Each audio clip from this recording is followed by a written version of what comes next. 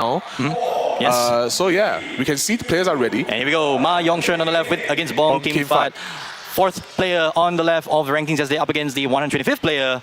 And we see right away Giraffe up against a Snorant. Not something you'd see in typical Pokemon TCG. So, and just an anti-attack pass. So we don't see the Crossel deck actually getting a turn 1 ascension because it went first. Yeah, so I mean it's fine. You know, being in a wall that you do have time to build up a board state, you know, having the Dwebble turn 1, yes, it is very nice. Of course you would like it, but you know, you start with the first 7 cards in your hand. If you don't have it, it is what it is. But we do see an Iono coming out from Kim Fat and just dropping an Artazon. I was going to say, if there's no basic Pokemon in the hand there, it's going to be rough because I see energy, and press research.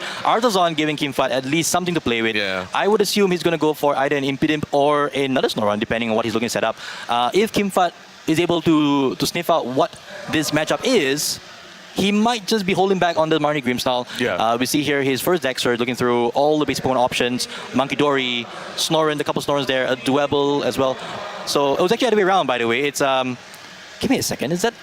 Okay, I thought I saw a Dwebble on the right as well. Maybe it was a shame in my bad. No, I think it's a Maractus right there. Oh, Maractus. Okay, yes. there you go. There you go. I think Grimmsnarl needing to buy time when it comes to setting up the decks. You know, you want Monkey Dory to do its thing. You want Frostlass to rack up all the damage on the Pokemon abilities. It makes sense. But I think, you know, as Grimmsnarl player, you really want to have that damage racked up and just wipe the board with Grimmsnarl EX. And there you see that for Yongshun, you do see that Yanma. So the Yanma is ready on the field. Yongshun now looking at options to see what he has. He has an Iono at least for the turn. Nothing much else though in the hand. So it seems like he is going for the Artazon first. That's good, getting out some basic Pokemon.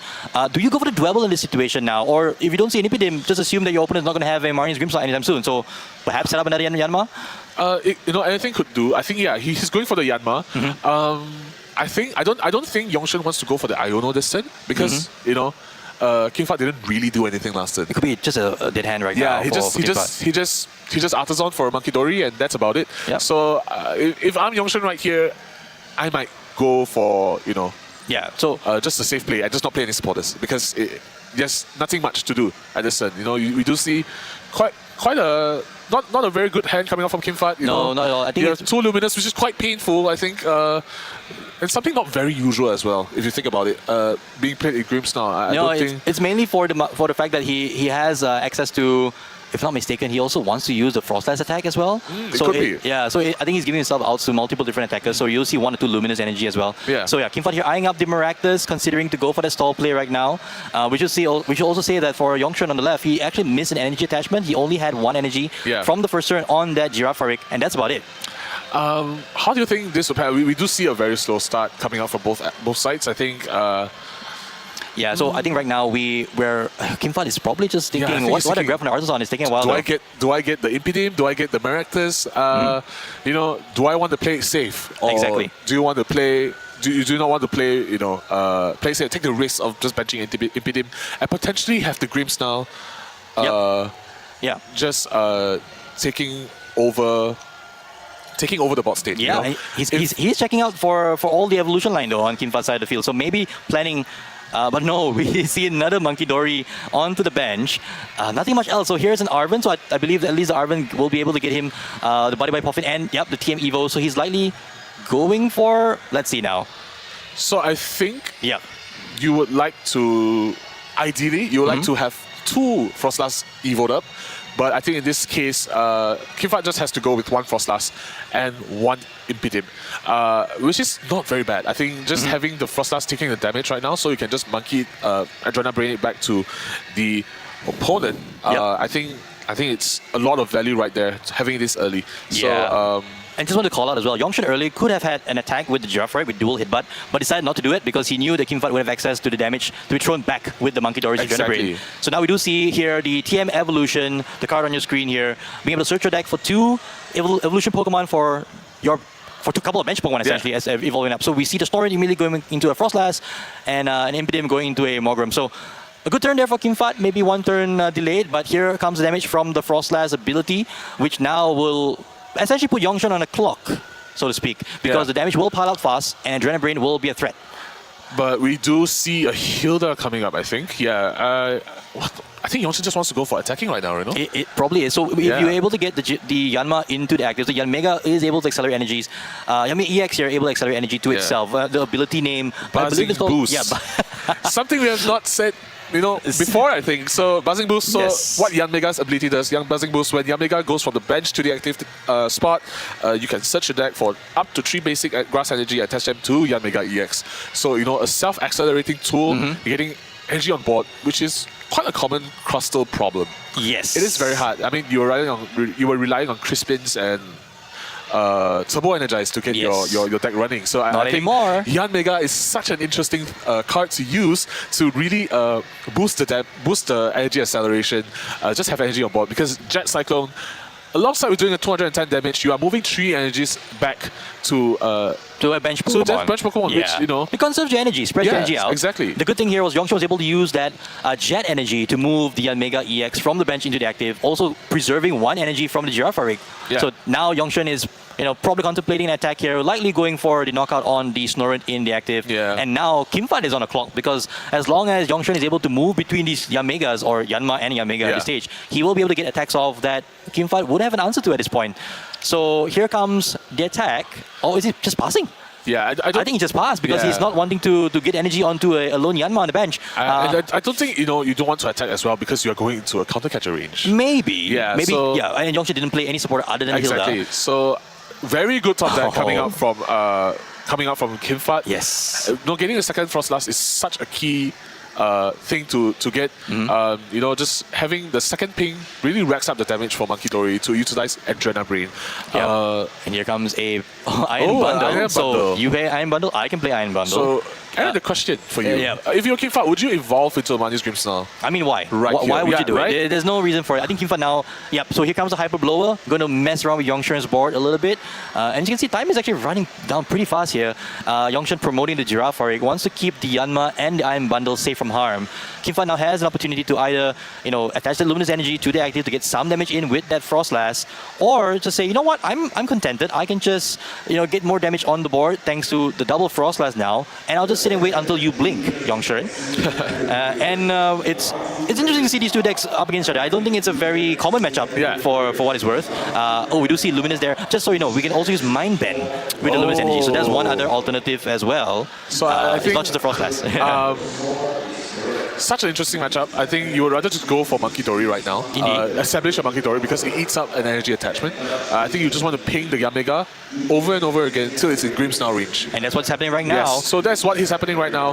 Yanmega has a pretty beefy Pokemon, you know, at 280 hit points on the Yanmega EX. On the stage 1, which is pretty high. So quite a lot to go through, but you can see Frost Blast just racking up the damage. 2 damage counters a turn on any Pokemon that has the ability except for itself. So I think, you know, and it's back to Yongshin again, you know, he's on the timer again. Everyone, I think it's such a back and forth timer that's going on. Well, so very interesting to see what Yongshin is planning to do this turn. Okay, so any attachment to the Yanmega and going for research. The card that he's probably looking for at this stage was probably the boss to bring up the Morgrem, get a knockout on it, but he missed it, unfortunately for him. So that Yanmega will actually be in range next turn thanks to some Adrena Brains and Freezing Shrouds. But at this stage now, I don't see what Yongshin can do. I mean, it's possible the Fire Giraffe comes to play, right? That's another card that we didn't really talk about much. So I just want to add that Yongshin actually discarded 2 Super Rods from that Professor research, and he only plays 2 Super Rods. Yeah, those are the 2, right? So there's not any. He doesn't have any more recovery left in the deck. Yes. He only has at best 1 Night Stretcher, which might not be enough. Going through the game. So I think you know, Yongshin has his back against the wall, but I think, you know, he is also playing on a weakness, right? He's at weakness type advantage on him.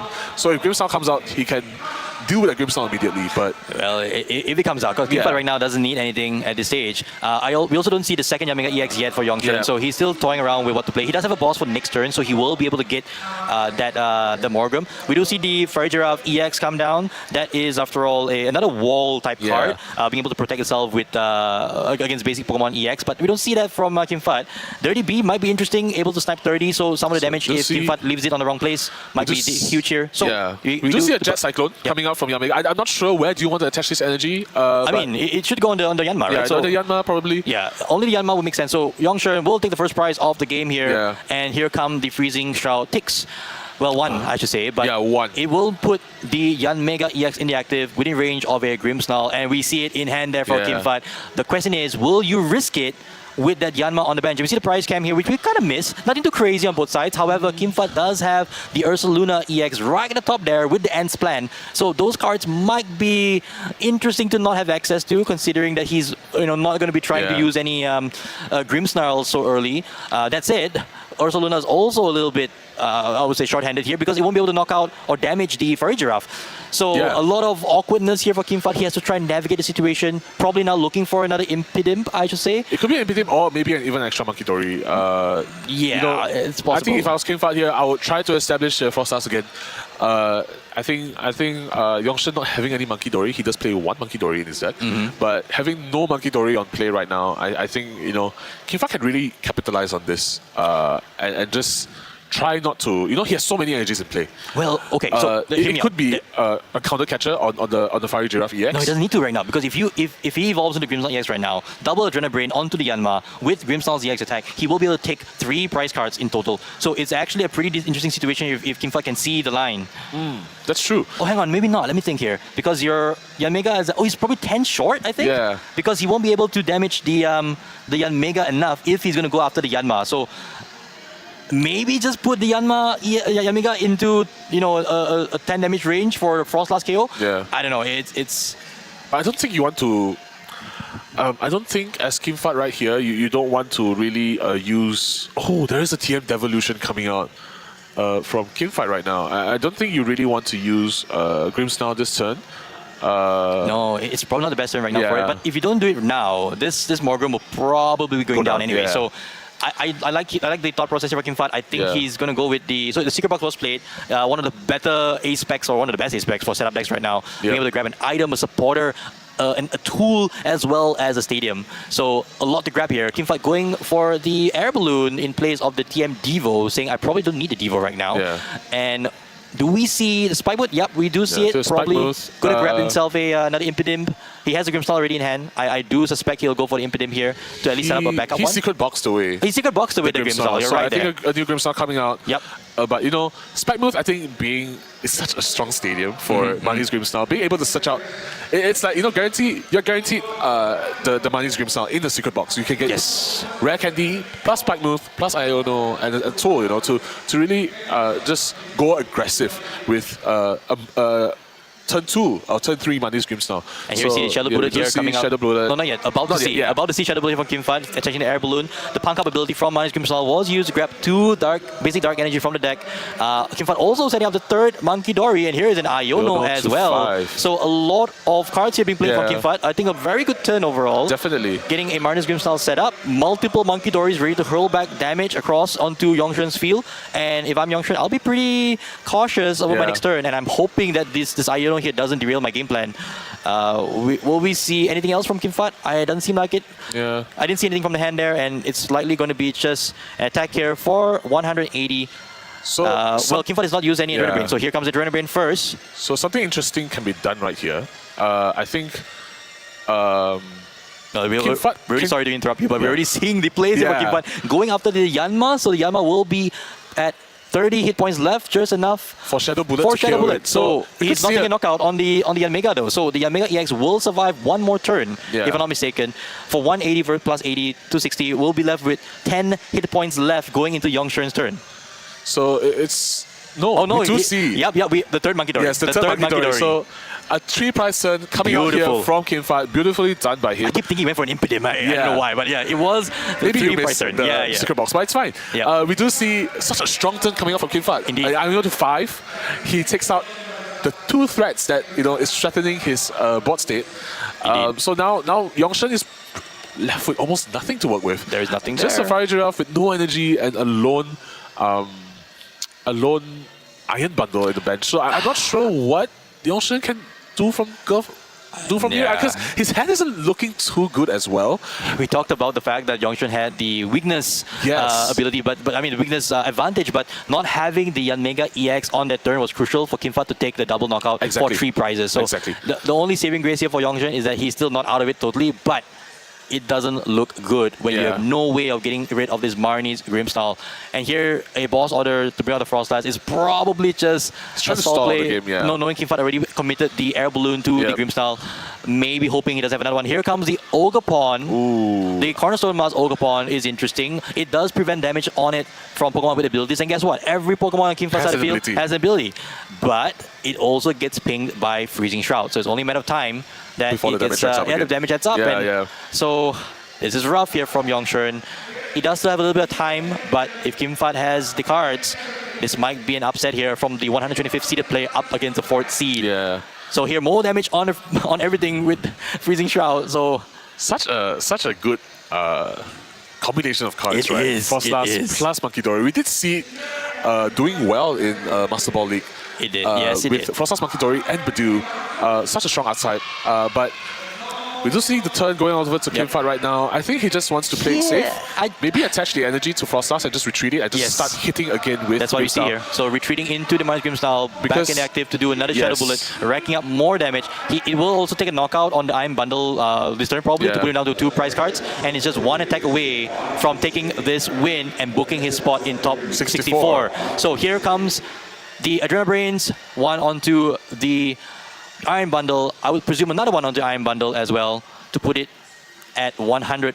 Oh no, not yet. Oh, he doesn't need to because a Shadow Bullet will do knockout as well. So another 180 onto the active Fire Giraffe. 180 plus... I think this game is almost over at this point. This game is almost over. I think he does have game right now. So 180 plus 70 is actually 250. Okay. Fire Giraffe has 260 HP if I'm not wrong. So we do see a knockout just from Frostlass pings. Yes. I think we see that. Indeed. Do we see that? I think it may be 10 short. Let me see. It could be 10 short. Yeah, we also need to double check on the dice on top right, but it could be 268 HP, Yes. 180. So 250 plus a Frostlass ping. That would be 260. Yep.